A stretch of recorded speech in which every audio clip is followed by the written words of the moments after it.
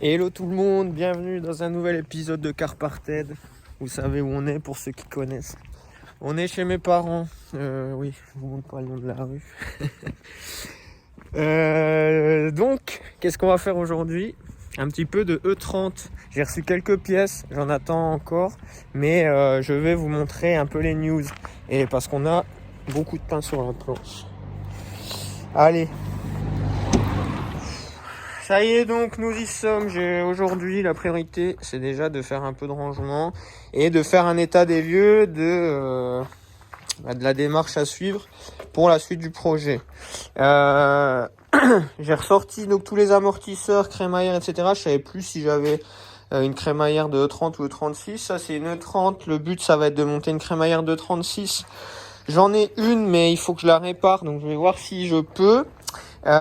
Et dans ce colis que je viens de recevoir, on va découvrir, normalement il y a les triangles qui viennent de chez Sil6 qui permettent la conversion pour mettre les moyeux de E36 et donc les amortisseurs de E36 également et de passer en 5 par 120. Donc on va regarder ça de suite et je vous montre un autre petit truc que j'ai acheté, que j'ai reçu.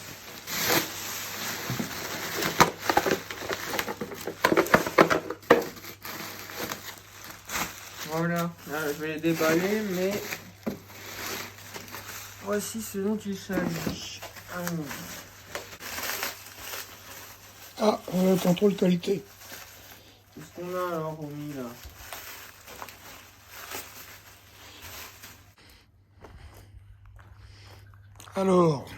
Alors voilà ce que c'est.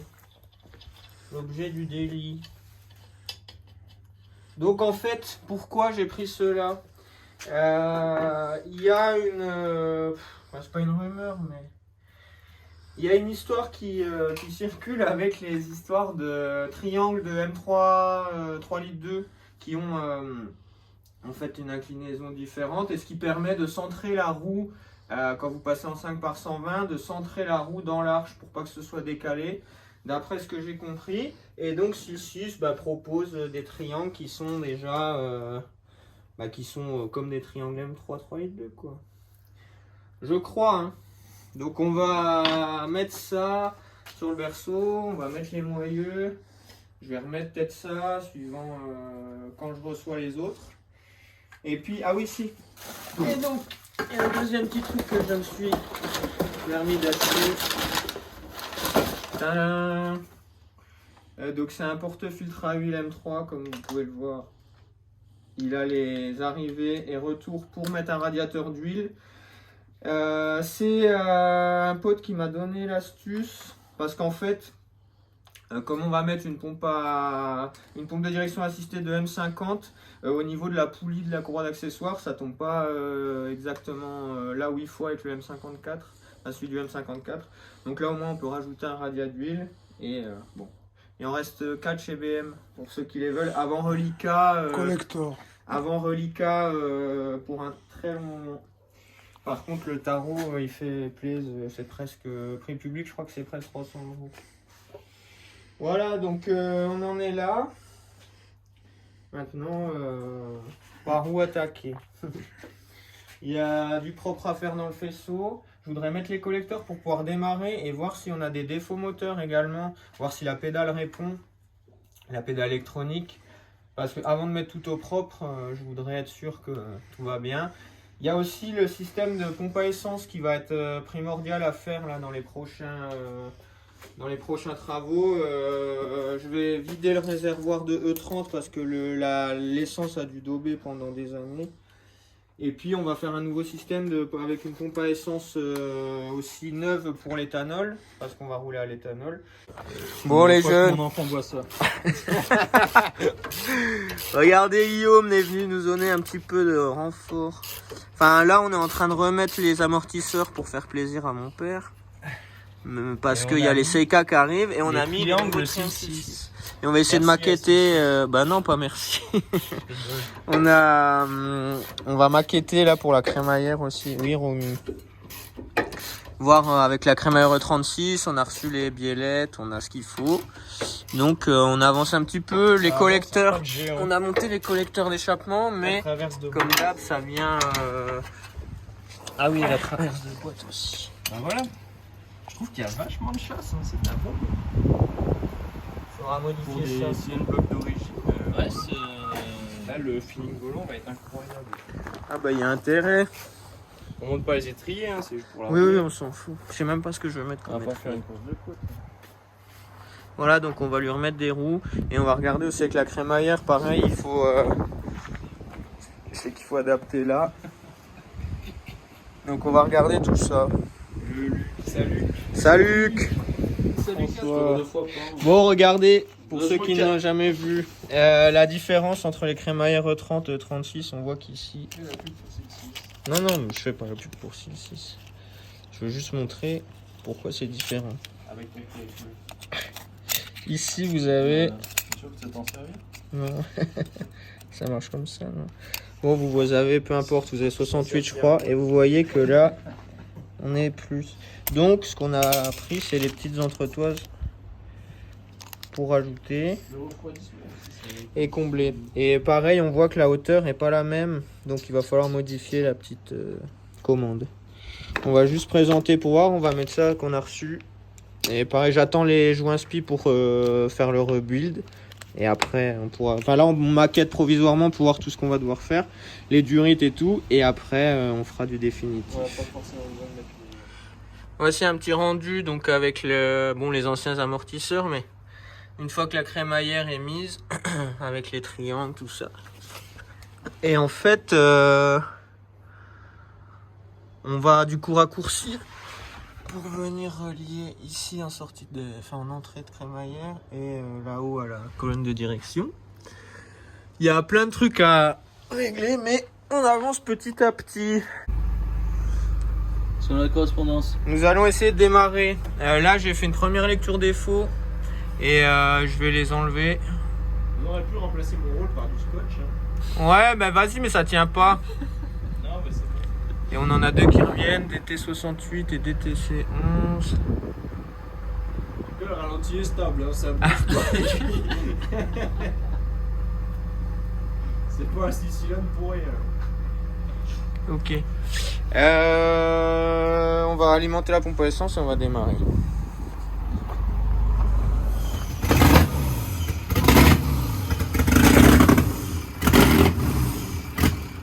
Oh. Bonjour. Alors François, on prend une petite douche de sans-plomb. C'est parce qu'il n'y a pas le règle-cheveux. Bon, Vincent s'est pris François s'est pris une petite douche de... Ah bah là, il y a 3 bar 5, hein. Putain. Ouais, mais c'est juste le collier, dommage. Oui. Ah putain. C'est donc ça qu'on... Bon, il y a du code, mais... Mais attends, mais Thomas, ça, non je dois être à même de piloter la pédale sans démarrer. Hein, et là, tu Vas-y, on va regarder. Mais c'est pas...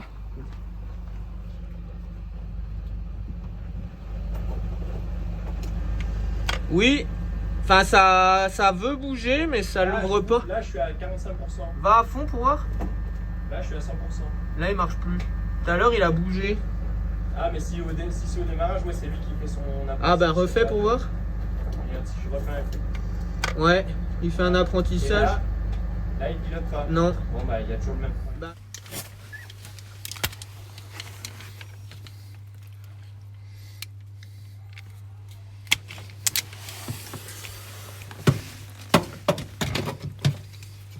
Il reste plus grand chose. Si je vous donne un conseil et que vous voulez couper partout, ben laissez un peu de marge parce que après, pensez à ceux qui vont réparer vos conneries derrière. Ça peut aider. Donc ça vient d'AliExpress. On a trouvé des espèces de raccords. Il y a un peu d'étain dedans avec de la gaine, mais bon, c'est pas du tout génial.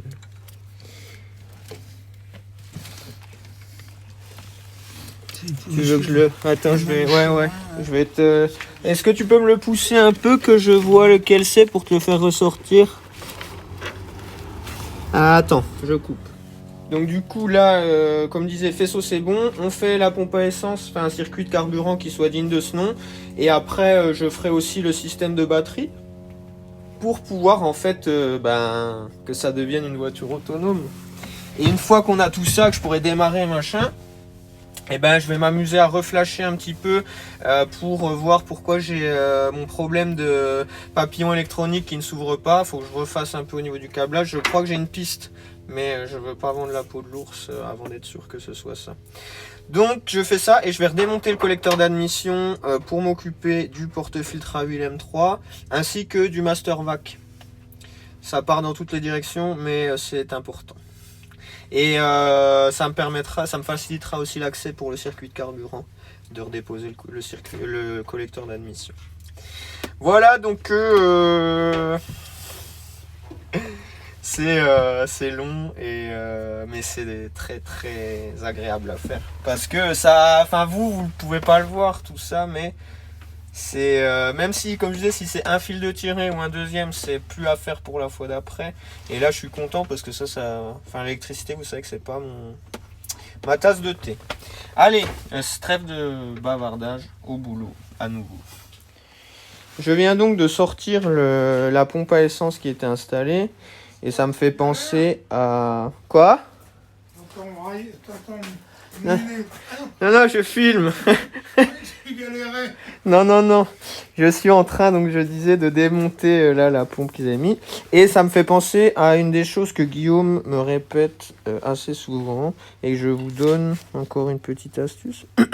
Un régulateur de pression de carburant, donc cette chose. Ça se place toujours sur un retour et non sur une arrivée.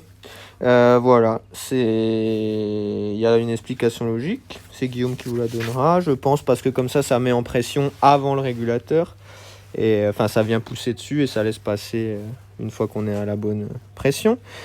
Donc voilà, et là ils l'ont monté évidemment sur l'arrivée, mais bon, on ne peut plus leur en vouloir à ces Mongols. Qu'est-ce qu'ils avaient acheté? Universal Gates. Et la pompe vient de République tchèque, je ne sais pas ce que c'est, si vous avez des indices. Mais en fait, comme j'ai décidé de ne faire confiance à personne, on ne remontera pas cette merde. Mais ça peut toujours dépanner. Pour les potes qui tomberont en panne au budget. Voilà, donc là je viens de voir comment c'était fait. J'ai confirmé que donc ça c'est juste un niveau, enfin vu l'épaisseur des fils et tout. Désolé, il y a peut-être des trucs qui vont paraître aberrants pour tout le monde, mais moi je découvre tout. Donc on a là une grosse durite qui part de là-bas et qui arrive ici. Elle arrive là, donc je vais la remplacer également parce que je vois qu'elle est toute craquelée et tout. Je vais voir s'il faut que je refasse tomber le réservoir ou pas. On a le retour qui doit être juste à côté. Et du coup là on voit aussi la ligne de carburant.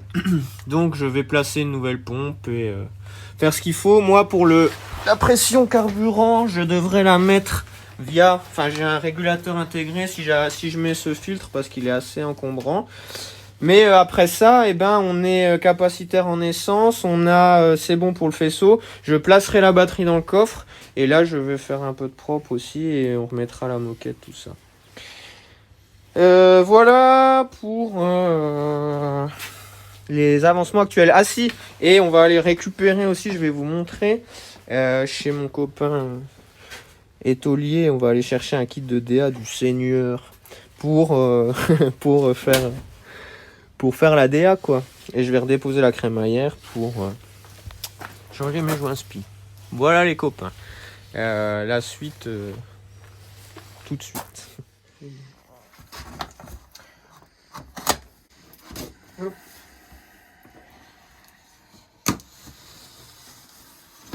On a tronçonneuse à chaîne. Vous avez dit du coup, tu le verras dans la vidéo, mais qu'on a monté les autres pour rien. Pour te faire plaisir. Merci voilà, Thomas. Donc ils sont arrivés. Mais non, c'est toi.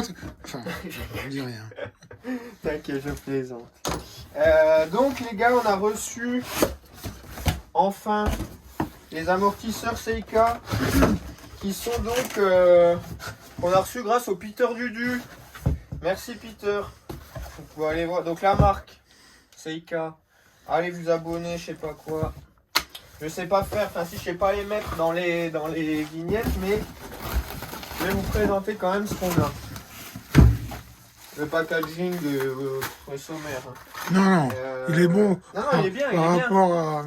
Oui, ça dépend par rapport à quoi. Là, on a clé de réglage, il y en a 2, et puis il y a pour la dureté, les petites clés. Là, ça, il y en a 4, c'est bien. Qu'est-ce qu'on a d'autre? Ben voilà. Hop. Ah ben, c'était trempé ou quoi? Il a plu aujourd'hui. Il était dehors. Mais... Ah mais non, c'est ton vinaigre. Oh putain! Ah, ah oui, hein. Je me disais, ça sent pas l'eau. Hein. Ça, là. Ah la cata. Putain. Ah Encore tout notamment. dégueulassé, bah tu vas avoir un bel établi tout propre. Ben je sais Bah pas. attends, non, Prends, on va le prends. récupérer au pire. Non mais.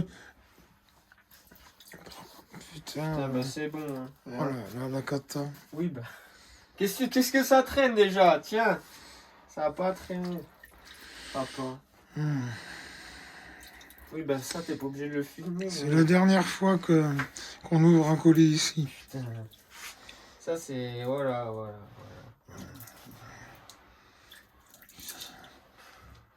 T'as une meilleure idée? Au lieu de me filmer.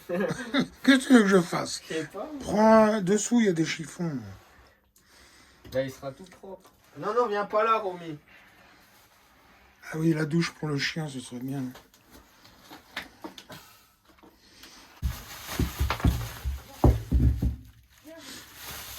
Oh, c'est beau. Attends, mais d'où vient cet écrou? Ah, putain, ce que je me disais, c'est celui qui va là en plus. Et je me disais, c'est pas possible qu'il m'ait mis un écrou d'occasion. Bon, alors, coupelle réglable. On a, bah en fait, c'est un amortisseur de 36 en vrai, puisque je vous ai dit que j'allais mettre du 36. Normalement, c'est des coupelles de 30. Ce qui est bien avec ces cas, c'est pour ça aussi qu'on a pris ça, c'est que c'est personnalisable. Tu demandes un peu ce que tu veux. Et ils peuvent le faire normalement. Donc ressort précontrainte, il y a les oui donc les coupelles réglables. Après bah, c'est un combiné fileté en fait. Ce qui est bien c'est que tu peux jouer sur la hauteur sans jouer sur la précontrainte. Mais bon si vous en voulez et si vous voulez des vraies infos, allez voir le gars de Seika, il est bien pas Peter, enfin si Peter, mais il a un pote aussi qui fait qui est conseiller technique et qui pourra vous expliquer beaucoup mieux que moi.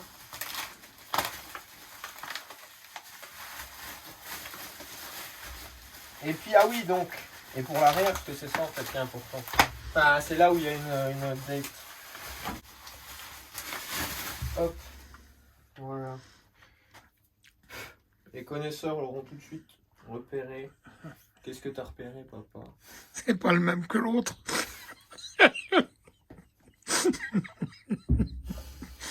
Ah là là. Tu vas rouler sur la tranche. Non, mais c'est qu'il est groupé en fait. D'origine, t'as le ressort et l'amortisseur. Ça, mais après, on va plus pouvoir. Les vidéos, elles vont durer 1 heure. Bon, et il y a les 2 autres même normales. Ah, cool.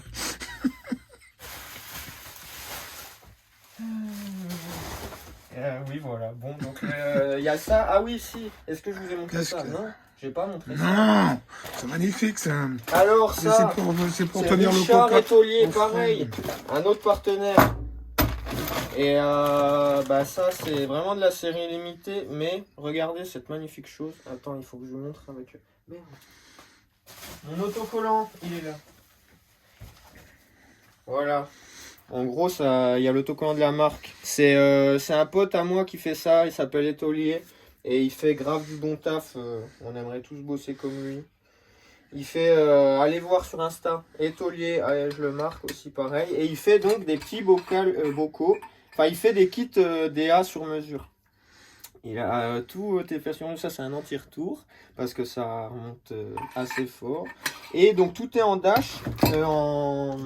En durite tressée, comme ça. Enfin, pas tressée, mais voilà, renforcée. Serti, comme ça. Plus de fuite. Parce qu'on sait tous que que c'est le problème des E30 et des E36, enfin de toutes les deux. Et voilà, et il y a tous les raccords, je vous montrerai l'assemblage, mais là au moins vous avez déjà ça. On reçoit la pompe à essence demain. J'ai plein d'autres trucs, mais pour l'instant ça va aller. Le reste c'est du détail. On va s'occuper de monter tout ça. Voilà. Et le vinaigre par terre, ça va? Oui, mes chaussures sont propres. Ils m'ont retrouvé. Ça y est, c'est les voisins, ils ont appelé GIGN. Parce qu'ils ont entendu qu'on a démarré la E30.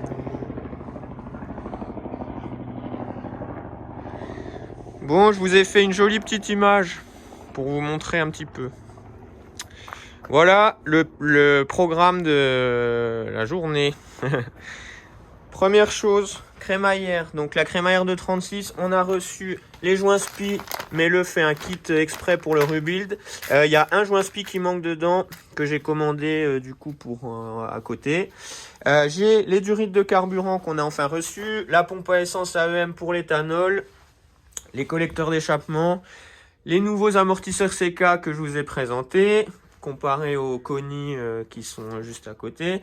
Le porte-filtre à huile M3, j'ai également acheté ça. Enfin, j'en ai acheté deux, je l'ai pris pour la E36 et pour celle-là. C'est un kit suppression de thermostat qui vient se mettre. Bah, je vous montrerai derrière. C'est tout con à faire. La direction assistée, donc la pompe direction assistée du M50, le kit du Seigneur du Richard Etolier que je vous ai montré aussi, et mon petit intérieur écossais. Donc voilà, la suite des événements. Je vous ai pas remis les triangles, mais on voit qu'ils sont là. Et comme ça, après, on remonte du neuf et ça va être bien. Et voilà. Ah, il faudra comme ça qu'on puisse après maqueter un peu tout. Va falloir penser au refroidissement aussi et au freinage. Mais là, j'ai pas encore les bonnes pièces. On a de quoi faire, donc on est reparti avec ça. Et hop. Bon, j'ai monté donc les amortisseurs avant. À l'avant, pas de souci, il n'y a aucun problème, donc c'est fait. J'ai essayé de les monter à l'arrière. Faut que je voie avec le Peter parce que ça va pas. Ça touche ici, donc je dois faire sûrement quelque chose qui va pas. Enfin, j'ai pas encore tout compris, donc là je me mets là-dessus et je regarde ensuite. Je vais démonter le réservoir là pour pouvoir m'occuper de la ligne de carburant et je voudrais voir la gueule qu'il a. Mais donc on est en stand-by là-dessus pour l'instant. Ne commandez pas les CK en groupé parce que on n'est pas sûr que ça passe. Ou alors, je sais pas, j'ai un bras tordu ou je sais pas. Je n'incrimine personne pour l'instant, c'est sûrement moi l'erreur. Voilà les gars. Donc petit coup de réservoir, je dépose et après fin de la vidéo. Salam. Ça y est, il est dehors. Donc je l'ai sorti pourquoi? Parce que déjà j'avais envie de voir un petit peu comment c'était fait.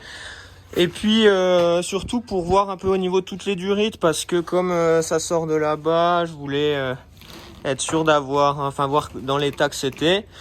Et puis ça va permettre de donner un nouveau coup de propre. Donc on va nettoyer ça, on va le vider, on va maqueter pour la pompe à essence et tout ce qu'il faut et tout remettre bien. Comme là il n'y a rien de monté, parce que je vais retomber mon train arrière aussi pour renforcer les trains arrière, mais je voulais déjà maqueter et voir pourquoi ces amortisseurs ne vont pas quoi. Voilà, donc là je vous laisse avec du nettoyage machin et on se retrouve dans un prochain épisode pour la suite de tout ça. Et donc dans le prochain épisode ce sera surtout pour enlever les codes défauts, trouver la panne principale et commencer, parce que là c'est juste du préliminaire et la prochaine fois on attaque le sérieux. Voilà les copains, abonnez-vous et merci d'avoir regardé jusqu'au bout. À bientôt. Vous n'avez pas l'odeur, mais vous voyez déjà avec la couleur qu'on a bien fait de vider. C'est ce qui restait dans le réservoir. Du coup on voit bien que là ça revient nickel.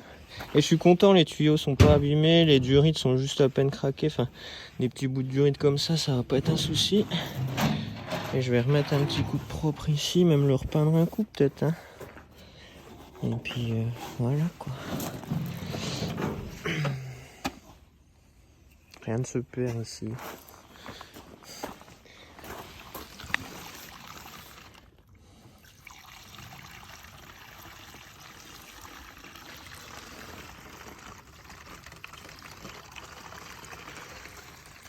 On vend 1 litre de sans-plomb. Pour ceux que ça intéresse. Prix coûtant à 1 €. N'engage pas, papa. Voilà, on voit bien la couleur. Hein. Elle avait bien changé.